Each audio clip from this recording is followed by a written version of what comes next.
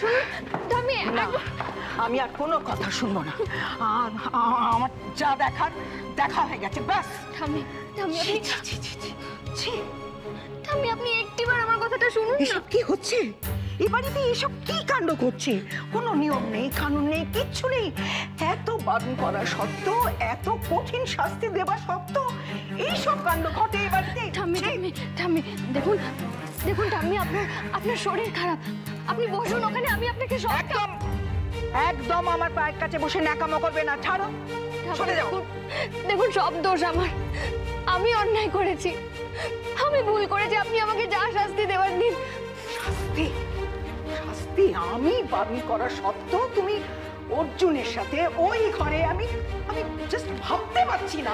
আমি আমার ভুল হয়ে গেছে, আমাকে দয়া করে ক্ষমা করে দিন। আমার ভুল। ছাড়ো তুমি এখান থেকে, ছাড়ো।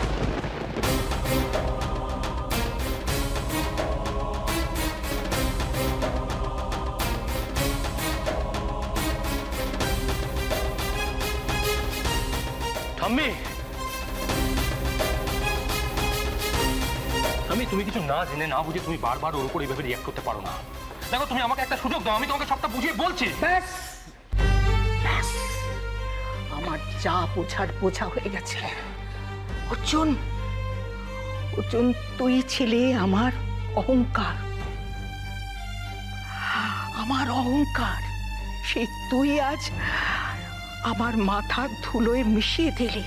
তুমি আমাকে একটা সুযোগ দাও, আমি তোমাকে সবটা বুঝাবো। আরেকটি কথাও না। আমি স্বপ্নেও ভাবতে পারিনি, আমি স্বপ্নেও ভাবতে পারিনি এই দৃশ্য আমাকে দেখতে হবে। আমি ভাবতে পারি না, আমি কিছুতেই সহ্য করবো না। আমি এই মুহূর্তে এই বাড়ি থেকে চলে যাব, এটাই আমার সিদ্ধান্ত। মা,